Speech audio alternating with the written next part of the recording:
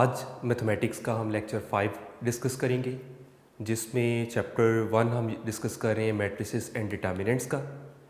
Last time हम exercise 1.3 तक complete कर चुके हैं। होपफुली आप लोगों ने भी साथ साथ काम कंप्लीट कर रहे होंगे। बेटा, जैसा कि लास्ट टाइम भी मैंने आप लोगों को बताया था कि मैथमेटिक्स को आप लोगों का साथ साथ करना बेहद ज़रूरी है। यही बात मैं आपको फॉलोअप के लिए अगेन कह रहा हूँ कि आप लोगों को रिटन प्रैक्टिस की साथ साथ ज़रूरत है। तो मल्टीप्लिकेशन ऑफ मैट्रिसेस एक्चुअली वो टॉपिक है जिस पर मेन ये चैप्टर बेस कर रहे हैं। अभी तक जितने टॉपिक्स हमने पढ़े थे वो सारे के सारे टॉपिक्स थे बेसिक कैलकुलेशंस पर, साउंड डिफरेंस वगैरह से रिलेटेड थे। क्वाइट इजी टॉपिक्स थे।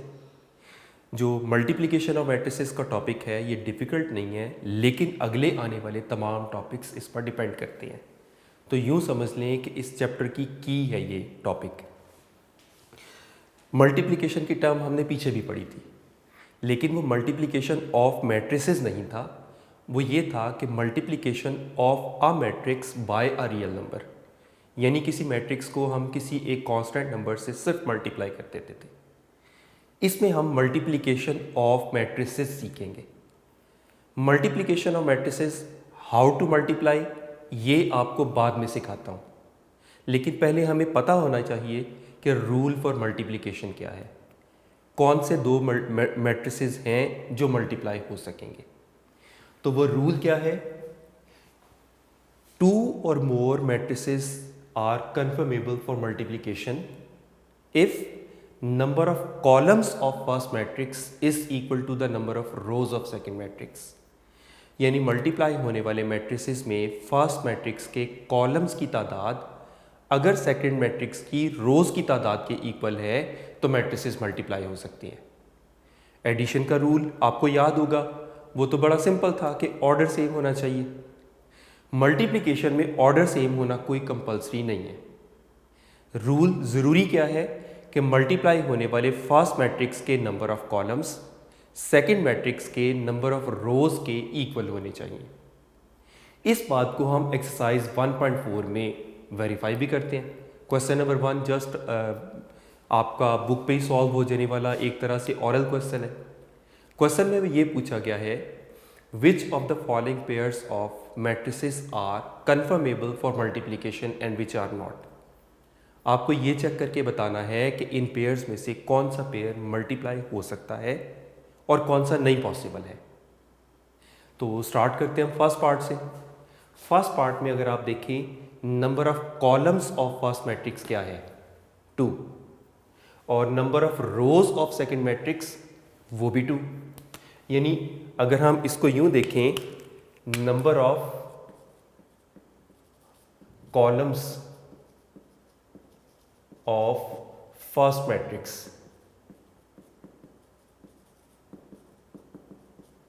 वो आ रहे हैं 2 कॉलम्स है, and number of rows of second matrix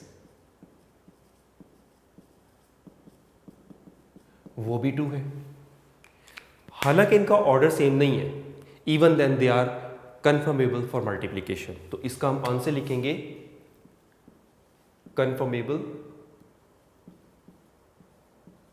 for multiplication, right. इसी तरह सेकंड को अगर हम देखें, फर्स्ट मैट्रिक्स के नंबर ऑफ कॉलम्स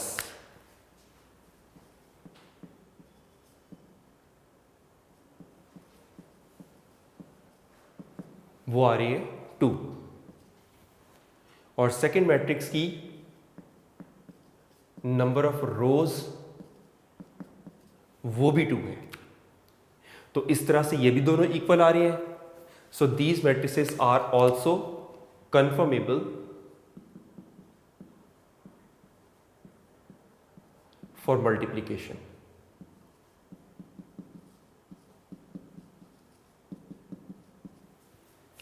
अब अगर हम इस पे देखें तो इस मैट्रिक्स में फर्स्ट मैट्रिक्स का ओनली 1 कॉलम है और इस मैट्रिक्स में 2 रोज हैं।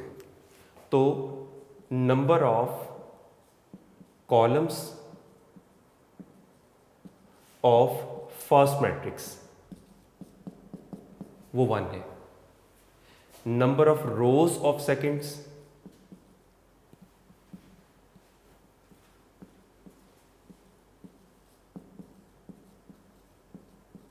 वो 2 है इसमें, ये इक्वल नहीं आ रहे, so these matrices are not conformable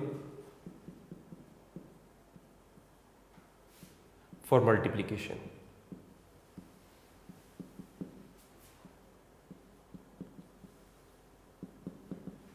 right. इसी तरह फोर्थ पार्ट में अगर हम देखें तो फर्स्ट मैट्रिक्स में नंबर ऑफ कॉलम्स कितने हैं 2, सेकेंड मैट्रिक्स की नंबर ऑफ रोज 2, तो नंबर ऑफ कॉलम्स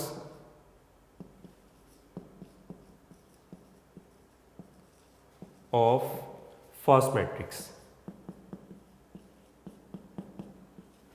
और number of rows of second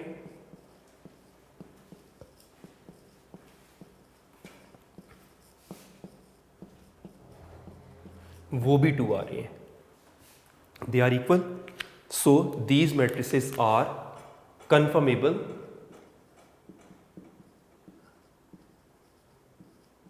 for multiplication.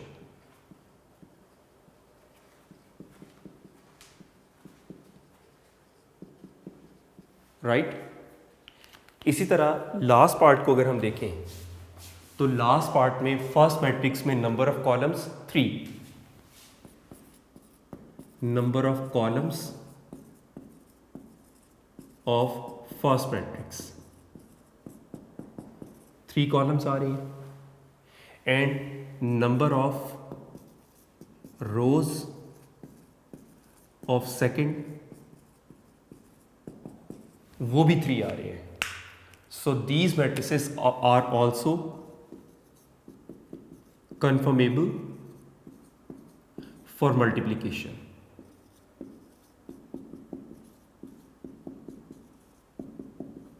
Right.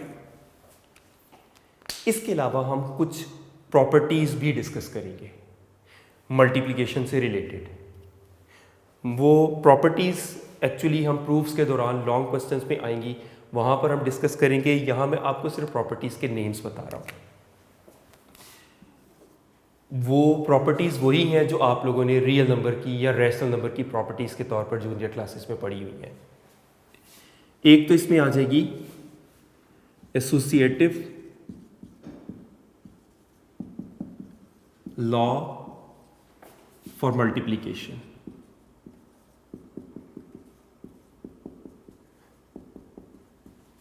वो 3 matrices A, B and C के लिए है, और वो क्या है, A into B C is equal to A B into C. यानी बी और सी मैट्रिक्स को पहले मल्टीप्लाई करके बाद में ए मल्टीप्लाई कर लें, या पहले ए और बी मैट्रिक्स को मल्टीप्लाई करके बाद में सी से मल्टीप्लाई कर लें, we get the same result. उसके अलावा इसमें डिस्कस होता है डिस्ट्रीब्यूटिव लॉ फॉर मल्टीप्लिकेशन, और वो क्या है, for 3 matrices A, B and C, A into B plus C is equal to A into B plus A into C. उसके अलावा एक और प्रॉपर्टी है, वो कम्यूटेटिव प्रॉपर्टी है।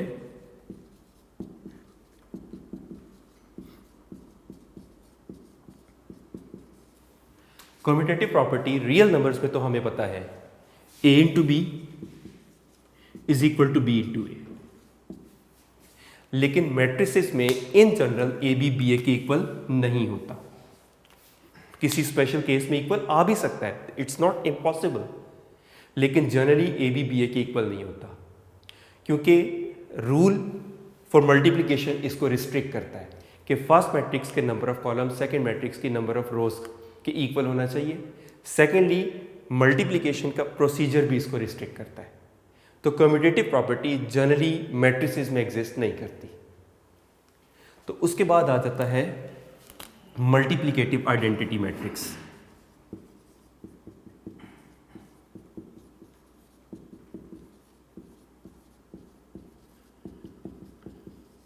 इसके बारे में हम पहले भी पढ़ चुके हैं। Unit matrix, identity matrix, basically multiplicative identity होता है। आपको पहले भी डिस्कस करके बताया था कि ये वो मैट्रिक्स होता है कि जिसको किसी भी मैट्रिक्स के साथ मल्टीप्लाई करके उस मैट्रिक्स को कोई फ़र्क नहीं पड़ता। तो if a matrix, any matrix A into B, यानी आइडेंटिटी से अगर हम मल्टीप्लाई करें या आइडेंटिटी को मैट्रिक्स ए से मल्टीप्लाई करें तो matrix A as it is रहता है, राइट। प्रैक्टिकली एक्सरसाइज में इन प्रॉपर्टीज़ को हम यूज़ करेंगे। यहाँ पर जस्ट नेम्स हैं, वो आपको एहतियातन बताए हैं, लेकिन मेन काम इनका क्वेश्चंस के साथ है। जी, अब नेक्स्ट क्वेश्चन में है, आपको ये सिखाया जाएगा हाउ टू मल्टीप्लाई मैट्रिसेस। पहले तो अभी हमने जस्ट रूल को डिस्कस किया। रूल क्या था? If number of columns of first matrix is equal to number of rows of second, then matrix multiplication is possible. Now how to multiply? Multiply करते वक्त हमें ये देखना होता है कि फर्स्ट मैट्रिक्स की रोज सेकेंड मैट्रिक्स के कॉलम्स के साथ मल्टीप्लाई हो रही होती हैं। तो एक्सरसाइज 1.4 क्वेश्चन नंबर 2 मल्टीप्लिकेशन का ही है। We are given two matrices A and B, और फर्स्ट पार्ट में रिक्वायर्ड है we have to find A into B. A into B में पहले हम लिखेंगे matrix A 3 0 -1 2 multiply matrix B 6 5। अब मल्टीप्लाई करते वक्त हमें ये ख्याल रखना होता है कि फर्स्ट मैट्रिक्स की रोज एक्चुअली सेकंड मैट्रिक्स के कॉलम्स के साथ मल्टीप्लाई होती हैं। तो रो, अब इसको हम किस तरह से करेंगे? फर्स्ट रो को लेंगे, उसको आने वाले दूसरे मैट्रिक्स के तमाम कॉलम्स के साथ मल्टीप्लाई कर लेंगे। फिर सेकंड रो को लिया जाएगा, उसको सेकंड मैट्रिक्स के तमाम कॉलम्स के साथ। तो जितनी यानी एवरी रो एवरी कॉलम के साथ मल्टीप्लाई हो रही होती है। अब इस तरह से होगा, फर्स्ट रो फर्स्ट कॉलम के साथ मल्टीप्लाई इस तरह होगी, first element multiplied with first element 3 multiplied by 6 plus second element के साथ, राइट। तो इस तरह से ये फर्स्ट रो फर्स्ट कॉलम के साथ हो गई। Now second row first column के साथ होगी, this will be -1 into 6 plus 2 into 5, और इस तरह से मल्टीप्लिकेशन कंप्लीट हुई। अब सिंप्लीफाई करना है बस इसके आंसर को। दिस इज 18 प्लस 0 और इनका product -6 plus 10। The result for A into B is 18 4 का कॉलम मैट्रिक्स आता है इस तरह आपके पास। सेकेंड पार्ट में आपको रिक्वायर्ड है, इसी के सेकेंड पार्ट में आपको रिक्वायर्ड है B इंटू ए, और साथ ही कहा गया है इफ पॉसिबल। अब B इंटू ए को हम चेक कर लेते हैं किस तरह से होगा। पहले मैट्रिक्स B, दिस इज 6 5, और A मैट्रिक्स बाद में आ जाता है 3 0 -1 2। अब आप नोट करें, फर्स्ट मैट्रिक्स के मल्टीप्लाई होने वाले फर्स्ट मैट्रिक्स के number of columns 1, second matrix की number of rows 2, they are not equal. तो ये मल्टीप्लिकेशन पॉसिबल नहीं है। हमें बस यहां पर मेंशन करना है number of columns of B is 1, number of rows of matrix A वो 2 आ रही हैं। They are not equal, so this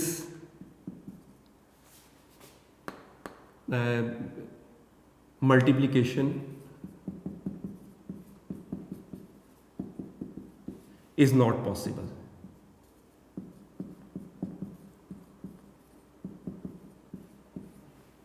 Right?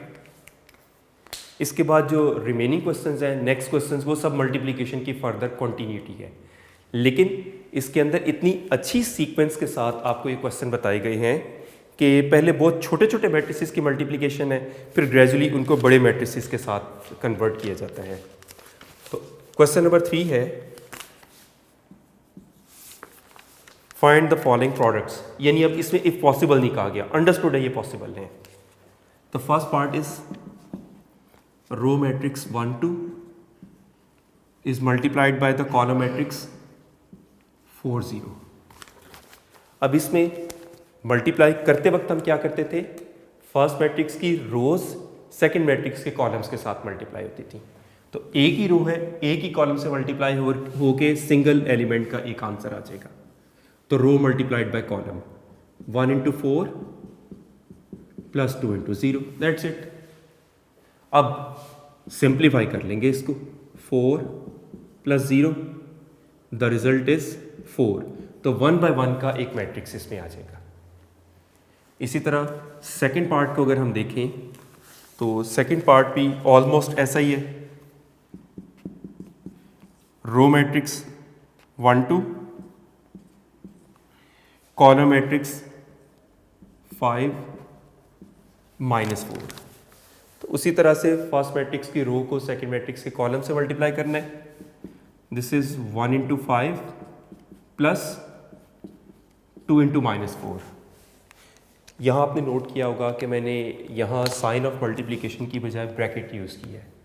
आप लोग भी इस चीज़ का हमेशा ख्याल रखेंगे कि जब भी नेगेटिव साइन आ जाएगा तो वहाँ साइन ऑफ मल्टीप्लिकेशन की बजाय ब्रैकेट को यूज़ करेंगे आप, उसमें मिस्टेक का चांसेस बड़ा मिनिमाइज हो जाते हैं। So this will B 5 - 8। तो इसमें 1 by 1 का एक मैट्रिक्स -3 एलिमेंट के साथ आ जाता है। थर्ड पार्ट ऑलमोस्ट सिमिलर, उसका भी सेम इसी तरह से रो मैट्रिक्स कॉलम मैट्रिक्स के साथ मल्टीप्लाई हो रहा है। -3 0 मल्टीप्लाइड बाय 4 0।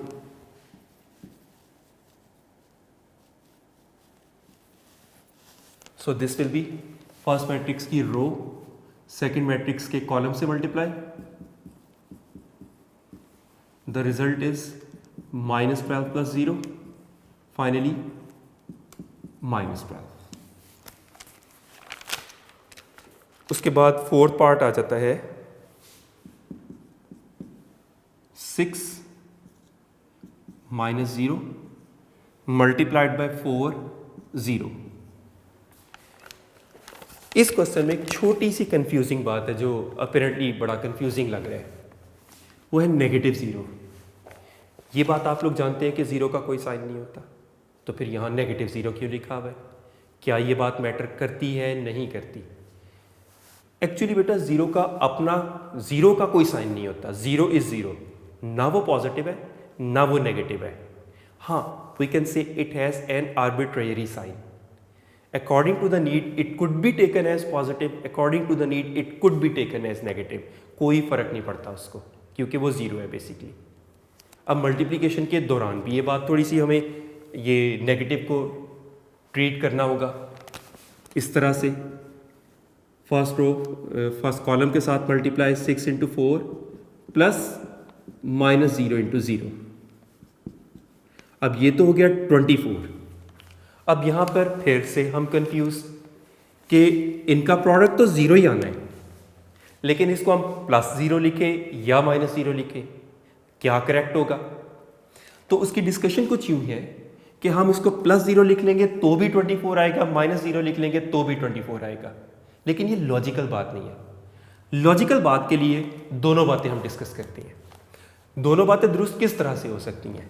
अगर हम बात करते हैं कि 0 into 0, 0 multiplied by something, whatever inside the bracket is, 0 multiplied by something is 0, so +0 लिख देंगे, कोई फर्क नहीं पड़ेगा। लेकिन अगर हम यूं कर लेते हैं कि प्लस इंटू माइनस पहले कर लें, बाद में 0 into 0 करके 0 कर लें, तो भी ठीक होगा। ये बोथ वेज में ठीक है। Any how final result 24। Fifth part में अब जरा कंपैरेटिवली बड़े मैट्रिसेस की मल्टीप्लिकेशन है। तो फिफ्थ पार्ट में आ रहा है 1 2 3 -3 0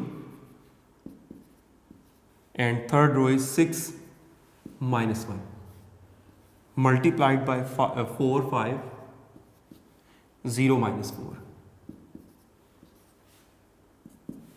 अब ये हो जाएगा रूल बेटे वही जो आपको बताया कि फर्स्ट मैट्रिक्स की रोज सेकंड मैट्रिक्स के कॉलम्स के साथ मल्टीप्लाई होगी।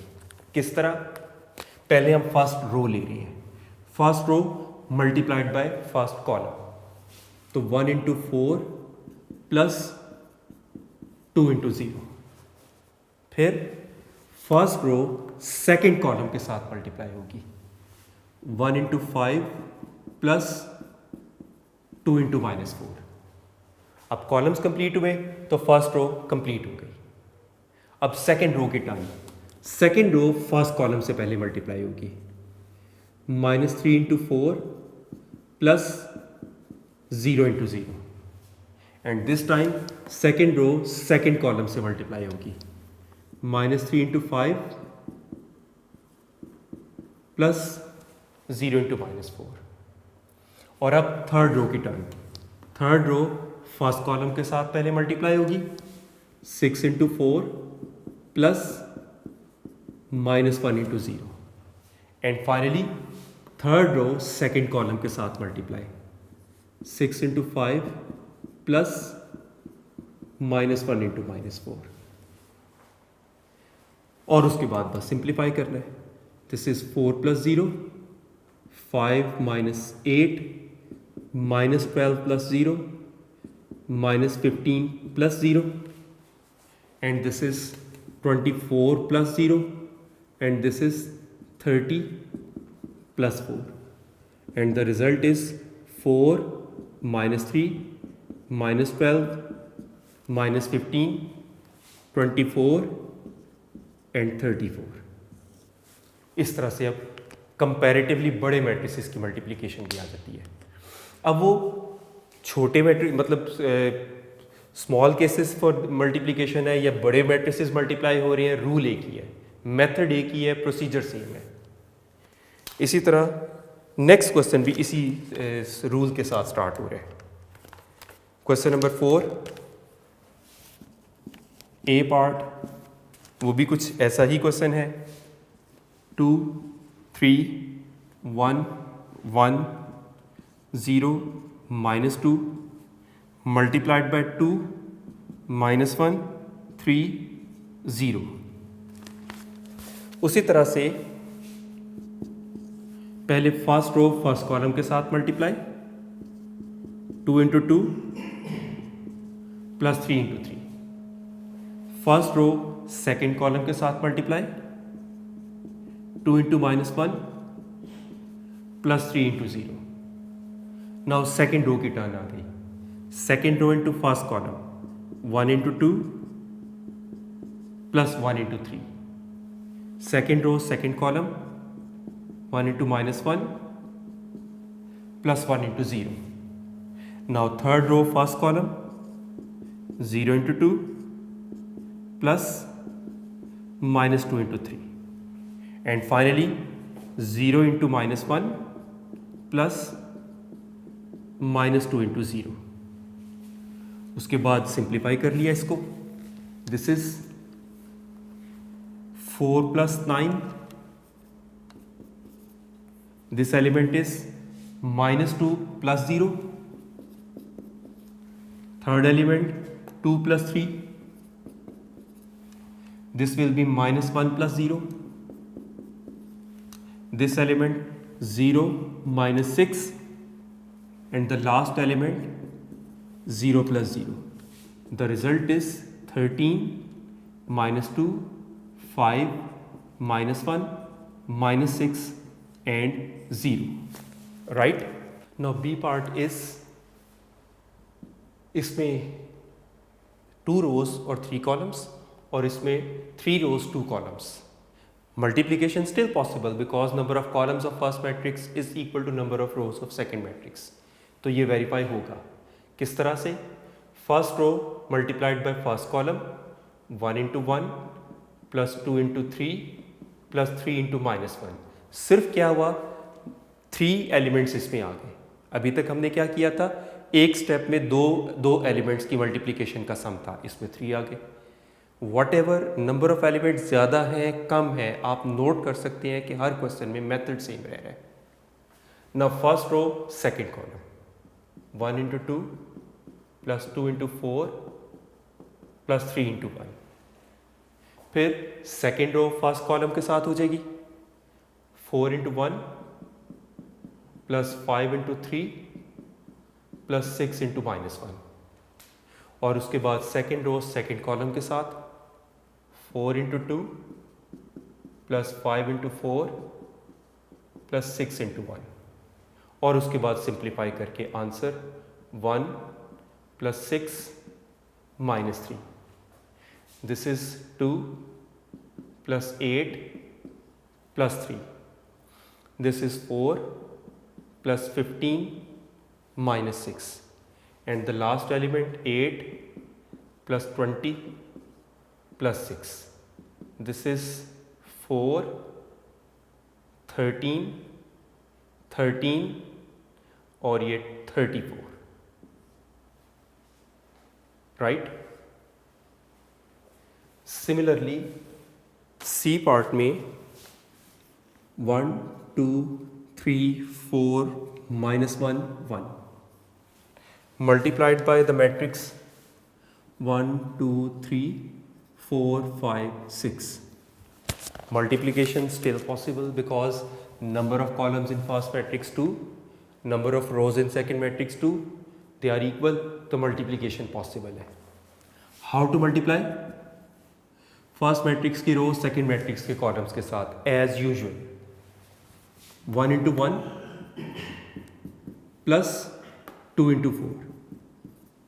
अब फर्स्ट रो सेकेंड कॉलम के साथ मल्टीप्लाई होगी 1 into 2 plus 2 into 5. Now first row third column के साथ में मल्टीप्लाई होगी 1 into 3 plus 2 into 6. First row complete हुई.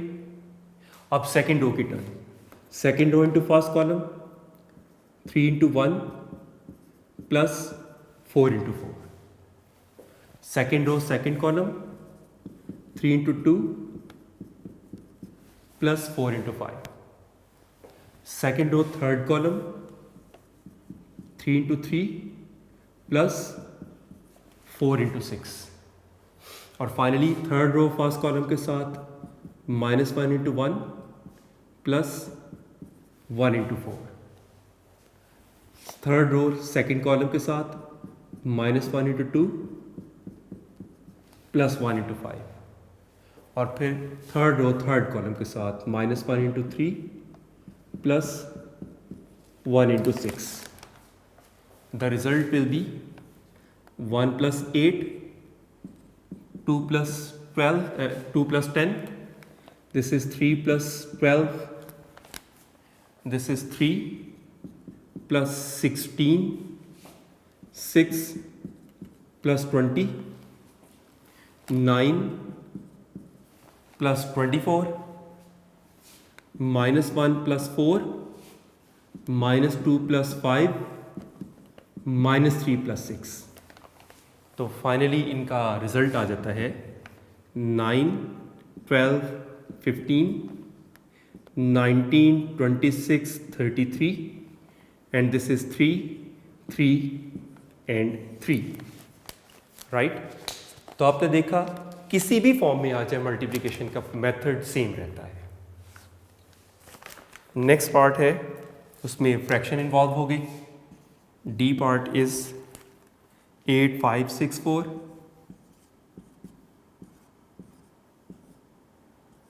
और सेकंड है 2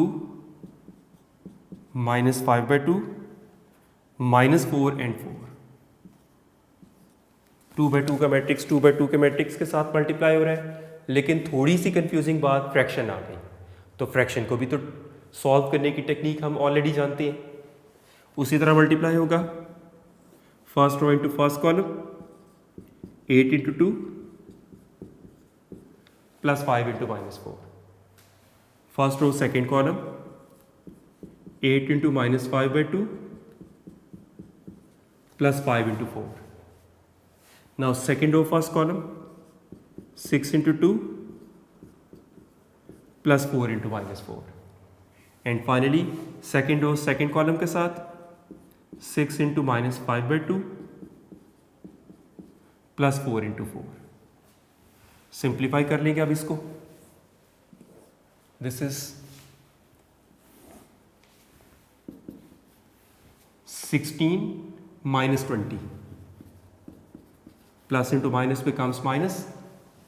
ये कैंसिल, तो 4 into minus 5 is minus 20 plus 20. Third element 12 minus 16, और ये भी कैंसिल होके minus 15 plus 16. The result is minus 4, 0, minus 4 and 1. The last part, E part is minus 1, 2, 1, 3 multiplied by a null matrix, zero matrix के साथ multiply हो रहा है. जैसे रियल नंबर में हम ऑलरेडी जानते हैं कि किसी नंबर को ज़ीरो से मल्टीप्लाई करें तो रिजल्ट ज़ीरो आता है. इसमें भी हम ऑलरेडी जानते हैं कि फाइनल आंसर नल मैट्रिक्स ही आएगा, लेकिन प्रोसीजर वही रहेगा इसका भी. First row multiplied by first matrix, first column, minus 1 into 0 plus 2 into 0. Again first row second column, now second row 1 into 0 plus 3 into 0, और second row second column. This is 0 plus 0, 0 plus 0, 0 plus 0 and again 0 plus 0. तो finally null matrix 0 0 0 का ही आ रहा है. ठीक है. उसके बाद आ जाता है question number 5.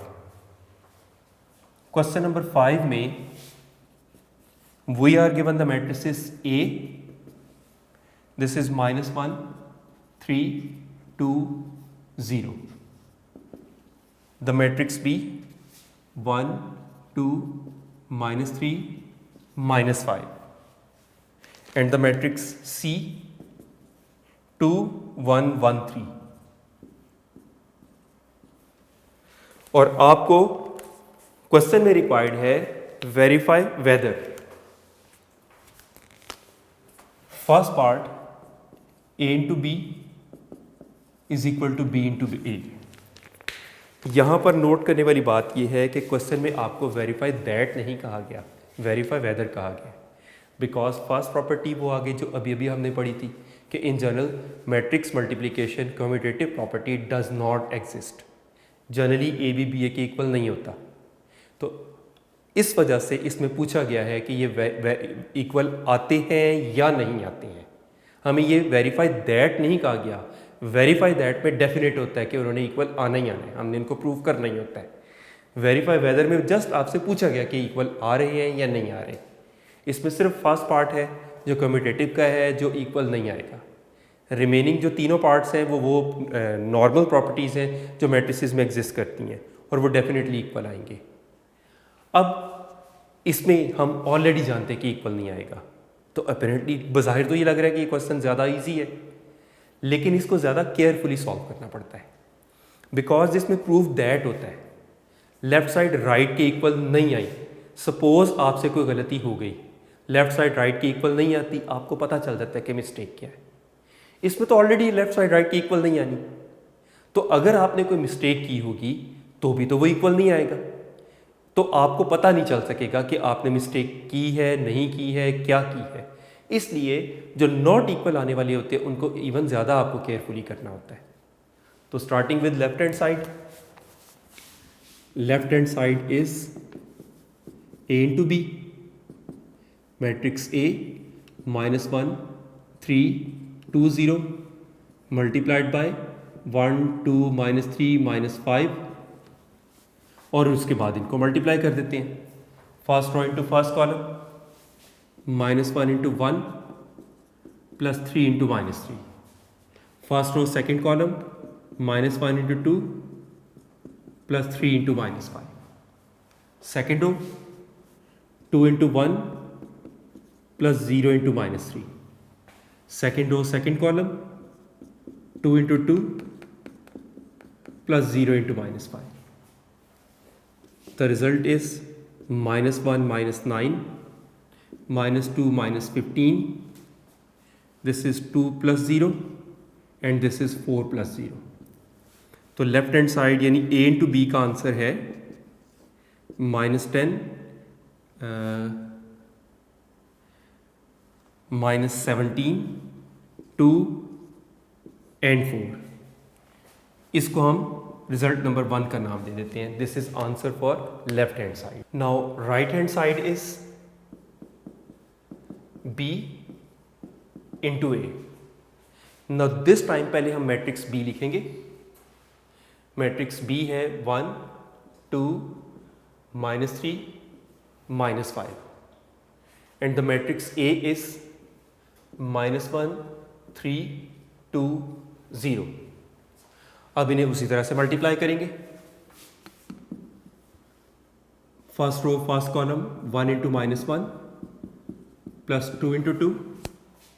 First row second column 1 into 3 plus 2 into 0. Second row first column -3 into -1 plus -5 into 2. And then second row second column -3 into 3 plus -5 into 0. This will be -1 + 4 3 + 0 3 -10 and this is -9 + 0. तो answer इस side का आ रहा है 3 3 -9 -7 and this is -9. This is second equation और ये B into A का answer है. आप देख सकते हैं बोथ साइड्स का आंसर इक्वल नहीं आ रहा.